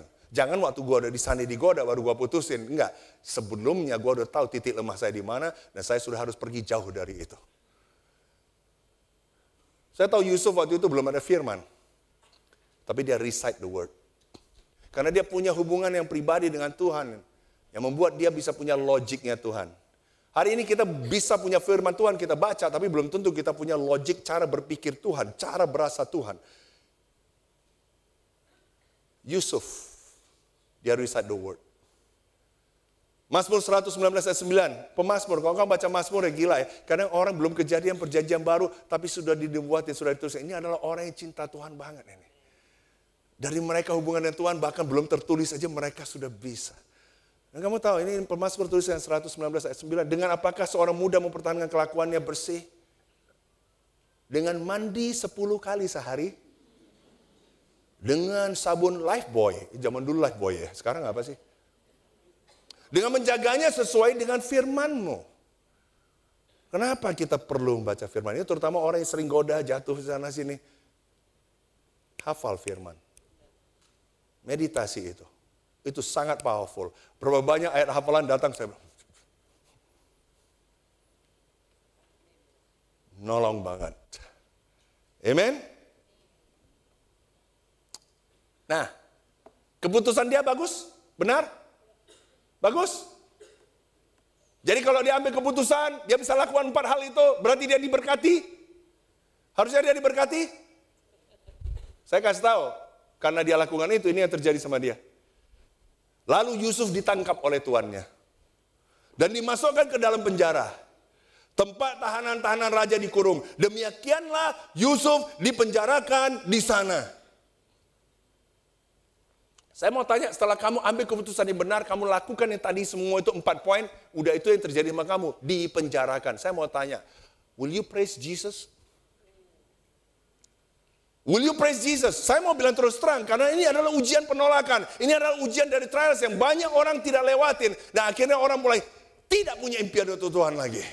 Karena dia bilang, gue ambil keputusan benar, gue ambil sikap. Tapi lihat sama gue, yang orang ini yang main-main kompromi, gak ambil sikap. Lihat mereka makin makmur, makin hebat. Lihat dia sekarang, sudah seri berapa mobilnya. Lihat mobil gue masih kelutuk. What if the right choice leads you to the wrong place? Saya mau kita betul-betul jujur di sini. What if the right choice lead you to the wrong place?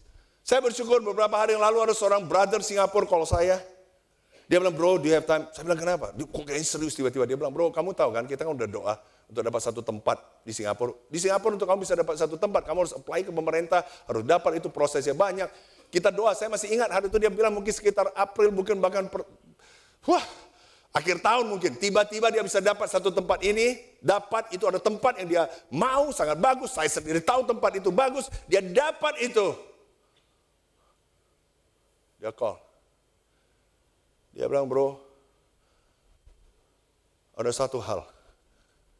Saya mau get advice. Saya bilang apa? Pemerintah minta saya declare, saya ada aset lain enggak? Ada rumah lain enggak? Terus saya bilang, sebelumnya gimana? Sebelumnya mereka enggak tanya. Cuma tanya ada aset enggak? Tapi saya tahu kalau saya ngomong, ada aset lain, ini saya enggak dikasih nih. Jadi pertanyaannya, kasih tahu atau tidak? Lagi pula, belum tentu mereka cek kan. Saya hargai saudara ini dan attitude benar. Dia bilang, bro, just let me know what I need to hear. Saya bilang, kamu adalah orang yang lebih mau pilih right place, right choice, atau kamu lebih mau orang yang pilih nice, better place. Dia bilang, saya ini udah kenyang hidup, selalu mau better place, better place. Gak ada place yang lebih better dari heaven, bro. Karena itu apa? I want to make the right choice. I said, so be it. You make the right choice. Resikonya apa? Ya wrong place nanti jadinya, bro. Mungkin tempatnya jadi di gang sana, bro. Saya bangga dengan saudara itu. Dia bilang, can you lead me in prayer? Kita pray. Dia bilang, bro, saya udah decide. I will make the right choice. Walaupun I'll end up in the wrong place. Itu yang terjadi dengan Yusuf. Dia make the right choice, tapi leads dia ke wrong place. Tapi dia tahu, short-term pain usually leads to long-term gain, right? Saya mau tutup dengan ini. Tetapi Tuhan, gila loh, dari budak sekarang di penjara. Nggak habis-habis. Habis jatuh, ketimpa tangga, tangganya ada paku, pakunya ada tetanus. Tetapi Tuhan, but God, menyertai Yusuf dan melimpahkan kasih setianya kepadanya.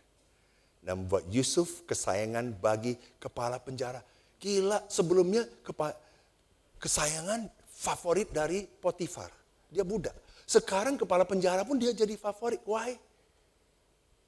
Because of the providence hands of God. Nggak kelihatan. But God is working something beautiful in your life and my life. God is working something beautiful in your family, in this church.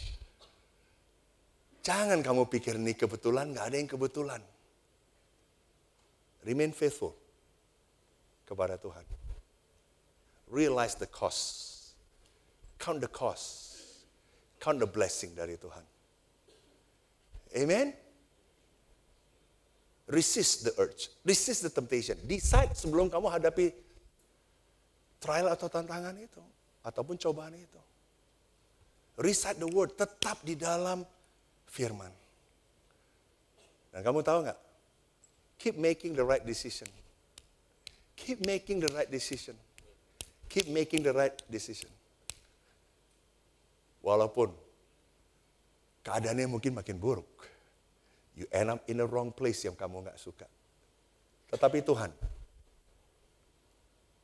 Tetapi Tuhan adalah Tuhan yang baik.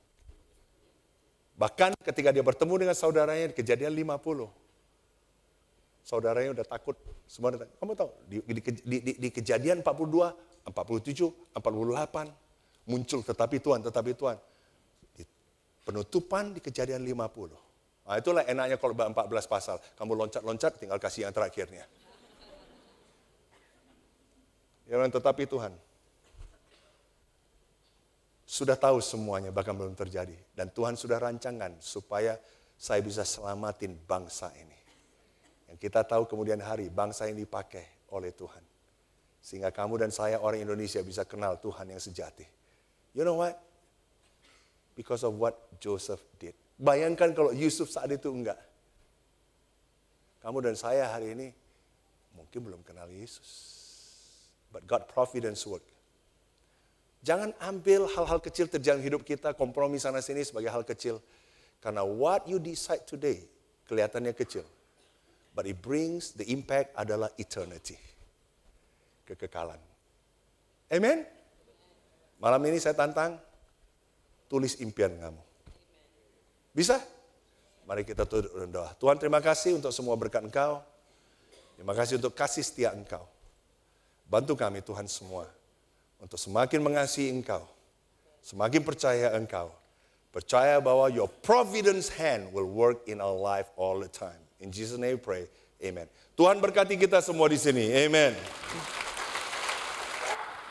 Brothers and sisters, tentunya kita sangat bersyukur atas lesson yang kita udah terima. Dan setelah ini kita akan sama-sama mempersiapkan hati kita untuk memberikan persembahan. Persembahan bisa diberikan di QR yang ada di layar dan mungkin ada di belakang bangku ya, gitu. Atau mungkin yang mau memberikan cash boleh meminta amplop kepada usher yang ada yang terdekat di posisi saudara-saudari. Oke, sambil kita memberikan persembahan, kita mau menyanyikan satu buah pujian. Kita naikkan pujian ini dengan ucapan syukur kita atas kasih karunia Tuhan yang terus ada buat setiap kita.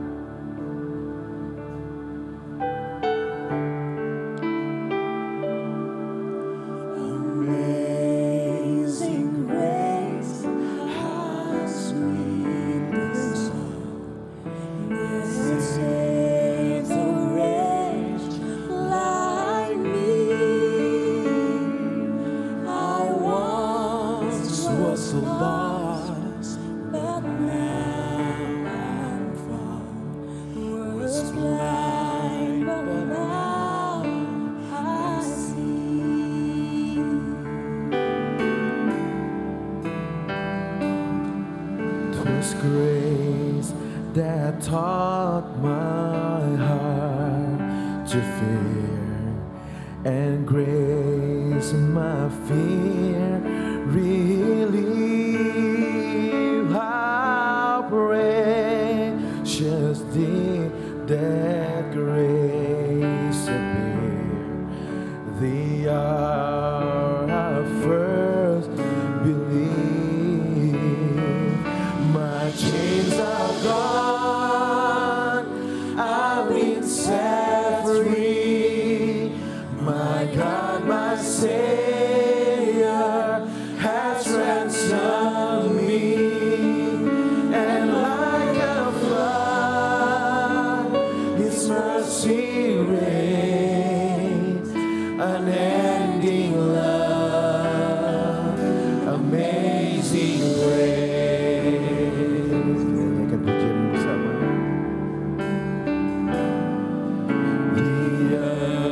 Shall soon dissolve like snow, the sun forbear to shine, but God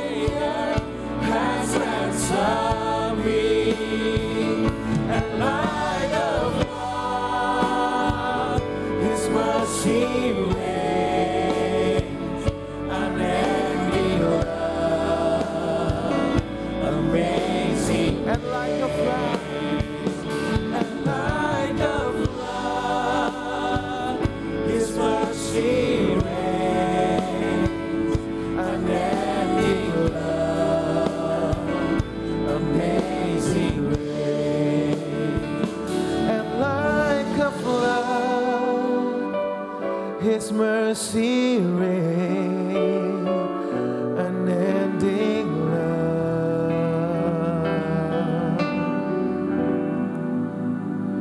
amazing grace. Amin.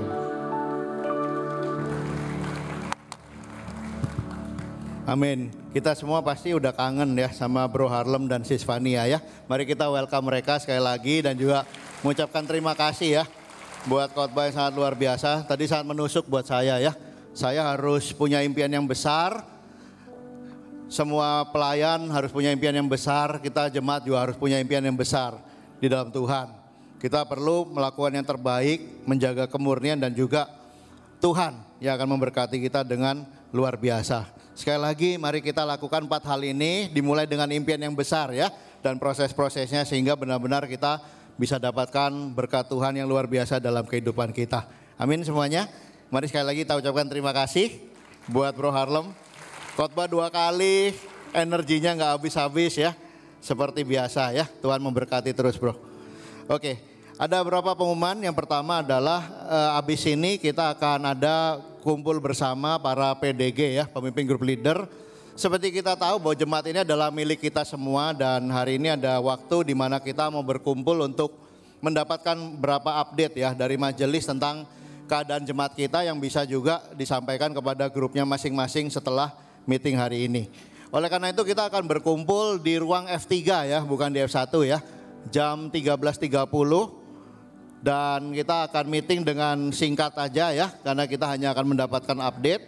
Kita masih bisa punya family day setelah itu ya. Mari catat waktunya, jangan sampai terlambat karena kita akan bertemu tepat jam 13.30 di ruangan ini lagi bagi setiap pemimpin grup. Sekarang kita akan mendengarkan sedikit sharing dari seorang anak muda bernama Jonathan yang mewakili Hope untuk bercerita tentang panti asuhan kita di Pelangi Kasih di Bogor. Thank you Om. Selamat pagi Brothers Sisters. Perkenalkan nama saya Jonathan dari Campus Ministry. Hari ini saya mau sedikit sharing tentang Panti Asuhan Pelangi Kasih yang merupakan program dari Hope Worldwide Indonesia. Sedikit background, ayah saya adalah salah satu staf Hope yang mengurus panti asuhan. Ini keluarga saya kalau bisa dilihat. Jadi saya sejak kecil tumbuh besar bareng anak-anak panti yang lain. Dan juga saya ngelihat orang tua saya keduanya mengurus panti. Di panti ini saya menyaksikan secara langsung banyak anak-anak yang sudah terbantu. Dari yang sudah mendapatkan keluarga baru, ada juga yang sudah lulus dari panti, ada juga yang masih dirawat dengan baik di panti sampai saat ini. Ada satu cerita menarik di mana saya sekolah waktu SD dulu, saya juga berteman dengan anak-anak panti asuhan yang lain. Di situ saya berteman dekat dengan mereka, saya main, saya sering main-main ke mobil mereka juga.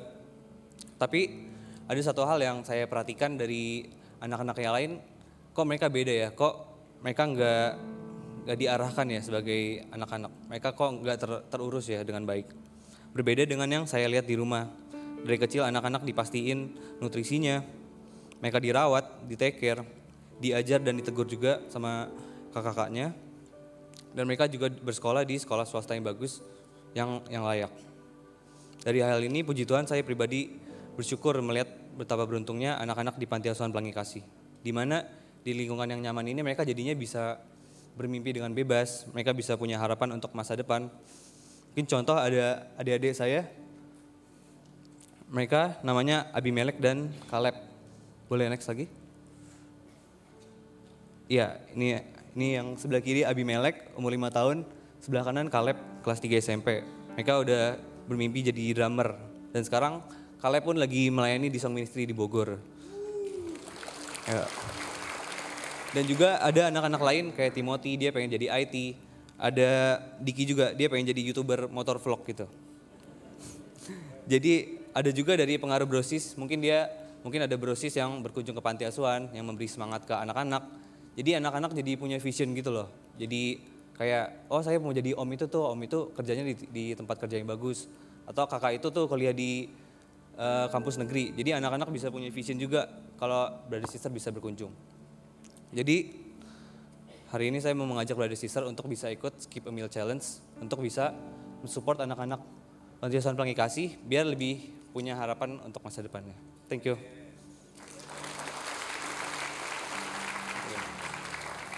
Ya, untuk kita tahu sama-sama bahwa Skip a Meal Challenge yang tahun ini akan disumbangkan seluruhnya buat 2 tempat saja, yaitu Panti Asuhan Pelangi Kasih di Bogor dan juga Panti Asuhan Hope di Batam. Kita punya target akan mengumpulkan 1 miliar rupiah. Wah, kadang-kadang kalau kita bilang, wah 1 miliar gede banget ya. Sebenarnya Skip a Meal Challenge ini program yang sangat bagus ya. Karena ini bukan untuk membebani kita, tapi ini hanya untuk mengorbankan uang jajan kita. Ya, berapa banyak di antara kita yang melakukan intermittent fasting? Oke, banyak ya. Oke, tadi pagi uang makannya harusnya berapa? 30.000. Jangan ditunda sampai 1 juta, berat kita transfernya ya. Hari ini juga transferin yang tadi pagi dulu yang 30.000. Ya, apalagi kita bisa juga mungkin nggak tahan kalau nggak makan ya. Waduh, kalau nggak makan bunyi kruyuk gitu ya, sakit perutnya. Nggak apa-apa, kita tetap makan seperti biasa, tapi misalnya kita punya budget 50.000, kita cari menu yang murah. Ada selisihnya 17.500, kita langsung transfer 17.500. Ada selisihnya 25.000, kita langsung transfer. Saran saya adalah kita taruh itu QRIS-nya di dalam dompet kita, jadi setiap kali kita meal, kita bisa kasih selisihnya, atau kalau kita challenge-nya benar-benar skip, kita bisa kasih semuanya ya. Tadi pagi saya ikut kebaktian pertama, lalu saya sempat spend time di bawah. Saya mulai bicara sama mereka, bro masih ada sisa nggak buat Skip a Meal Challenge? Masih ada sisa nggak? Ya ternyata mereka semua masih ada sisanya. Cuman sisa 10.000 bro, nggak apa-apa masukin 10.000 ya. Ada yang sisanya, saya hari ini makan setengah dari budget saya aja, saya masukin setengahnya. Amin. Ya jadi ini program bukan buat mempersulit kita, tapi justru kita sambil jalan cuman potong uang jajan sedikit tapi bisa menyumbang ya kelangsungan hidup dan masa depan bagi anak-anak di 2 panti asuhan ini. Semangat semuanya ya, kita jadi dapatnya banyak ya. Pertama kita pengendalian diri, apalagi pinggangnya lebih kecil sedikit ya, harta di surganya banyak, sama anak-anak itu bisa punya masa depan yang luar biasa. Amin. Siapa di sini yang mau bertekad untuk ikut 3 minggu ini Skip a Meal Challenge? Waduh luar biasa ya, kalau kita bisa disiplin itu bagus banget ya. Jadi taruh di dalam dompet kita, HP kita bisa share ya langsung ya. Jangan tunggu lama, jumlahnya gede kita akan punya keberatan ya. Tapi kalau kecil-kecil mungkin selama kita ikut Skip a Meal Challenge ini kita share 20 kali, 30 kali, 50 kali setiap kali kita makan, itu akan gampang sekali dan tidak mempengaruhi kita punya financial sama sekali, tapi efeknya akan luar biasa. Amin semuanya. Oke, sekarang kita akan mengakhiri ibadah kita. Mari kita menutupnya dengan berdoa bersama-sama. Tuhan Bapa di surga, kami sangat bersyukur karena kami bisa belajar Tuhan hari ini Tuhan. Sepanjang rentetan ibadah hari ini Tuhan, dengan fellowship, dengan pujian, dengan firman, dengan komuni Tuhan. Bahkan Tuhan Kau menggerakkan hati kami untuk bisa ikut berpartisipasi dalam gerakan di Hope Tuhan. Tuhan hari ini adalah begitu banyak latihan rohani Tuhan yang boleh kami nikmati Tuhan. Dan itu adalah menjadi berkat bagi kami semua. Tuhan biarlah kami pulang dengan hati yang berbeda, dengan semangat yang berbeda, dengan impian yang berbeda Tuhan. Dengan satu semangat bahwa kami mau menjaga, melakukan yang terbaik senantiasa, menjaga kemurnian kami Tuhan. Dan kami percaya di ujung sana Tuhan ada berkat Engkau, ada janji Engkau yang luar biasa yang bisa kami dapatkan Bapa. Terima kasih Tuhan sudah memberkati dan menjaga bangsa dan negara kami melewati waktu-waktu pemilu dan sampai akhir ini semuanya berlangsung dengan damai. Biarlah senantiasa Tuhan damai terus sampai akhir, dan juga pergantian kepemimpinan berlangsung dengan smooth Tuhan. Sehingga bangsa kami bisa semakin bertumbuh, semakin memuliakan Tuhan, semakin bebas Tuhan, Injil bisa tersebar Tuhan, dan pada akhirnya Tuhan nama Engkau dipermuliakan Bapa. Terima kasih Tuhan, biar kami pulang dengan damai sejahtera, biar kami pulang dengan rasa syukur, biar kami pulang Tuhan dengan satu hati bahwa saya mau menjadi orang yang berkenan kepada Tuhan, dan Tuhan senantiasa memberkati kita semua. Terima kasih Tuhan, kami mau serahkan hidup kami dan masa depan kami ke dalam tangan Tuhan. Di dalam nama Tuhan kami Yesus kami sudah berdoa. Amin. Amin. Selamat hari Minggu, Tuhan memberkati kita semua. Mari kita bangkit berdiri dan menyanyikan lagu pujian. Amin. Brother sister masih semangat memuji Tuhan kita. Mari kita memuji Allah kita yang dahsyat. Amin. Woo, mari kita naikkan pujian ini. Come on. Oh oh oh. Whoa oh oh oh oh. Sama-sama. Oh oh oh oh oh oh oh oh oh.